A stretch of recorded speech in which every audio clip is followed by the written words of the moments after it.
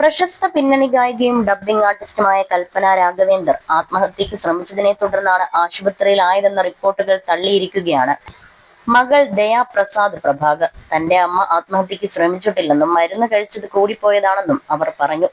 മറിച്ചുള്ള പ്രചാരണങ്ങളെ ദയ തള്ളിക്കളയുകയും ചെയ്തു. ബുധനാഴ്ചയാണ് ഗായിക കൽപ്പന രാഘവേന്ദറെ ആശുപത്രിയിൽ പ്രവേശിപ്പിച്ചത്. അമിതമായി ഗുളികകൾ കഴിച്ച് ആത്മഹത്യ ചെയ്യാൻ ശ്രമിച്ചെന്നായിരുന്നു റിപ്പോർട്ടുകൾ. അയൽക്കാർ വിവരമറിയിച്ചതിനെ തുടർന്നെത്തിയ പോലീസാണ് ഗായികയെ നിസാംപേട്ടിലെ വീട്ടിനുള്ളിൽ അബോധാവസ്ഥയിൽ കണ്ടത്. ഗായിക ആത്മഹത്യക്ക് ശ്രമിച്ചെന്ന തരത്തിൽ വാർത്തകൾ പ്രചരിച്ചതിനെ തുടർന്നാണ് മകൾ വ്യക്തത വരുത്തിയത്. എന്റെ അമ്മയ്ക്ക് ഒരു പ്രശ്നവുമില്ല. അവർ പൂർണ്ണമായും സുഖമായിരിക്കുന്നു. അവർ സന്തോഷവതിയും ആരോഗ്യവതിയുമാണ്. അവർ ഒരു ഗായികയാണ്. PhDയും LLBയും ചെയ്യുന്നതിനാൽ ഇത് ഉറക്കമില്ലായ്മയ്ക്ക് കാരണമായി. ഇതിന്റെ ചികിത്സയുടെ ഭാഗമായി ഡോക്ടർ നിർദ്ദേശിച്ച ഗുളികകൾ അവർ കഴിച്ചു. സമ്മർദ്ദം കാരണം കഴിച്ച മരുന്നിന്റെ അളവ് അല്പം കൂടിപ്പോയി.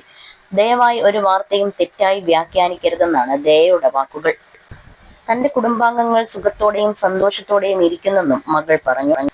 അമ്മ ഉടൻ ജീവിതത്തിലേക്ക് തിരികെ എത്തും. ഇതൊരു ആത്മഹത്യാ ശ്രമമല്ല. ഉറക്കമില്ലായ്മയ്ക്ക് കഴിക്കുന്ന ഗുളിക അല്പം കൂടുതൽ കഴിച്ചു പോയതാണ്.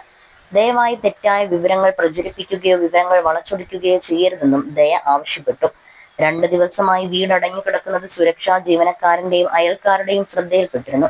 ഇവർ പോലീസിനെ വിവരം അറിയിക്കുകയായിരുന്നു. തുടർന്നുള്ള പരിശോധനയിലാണ് കൽപ്പന അബോധാവസ്ഥയിൽ കിടക്കുന്നത് കണ്ടത്. ഉടൻ തന്നെ നിസാംപേട്ടിലെ ഒരു സ്വകാര്യ ആശുപത്രിയിൽ പ്രവേശിപ്പിക്കുകയായിരുന്നു. കൽപ്പന ഗുരുതരാവസ്ഥയിൽ വെന്റിലേറ്ററിൽ ചികിത്സയിലാണെന്നാണ് പുറത്തുവന്ന വാർത്തകൾ.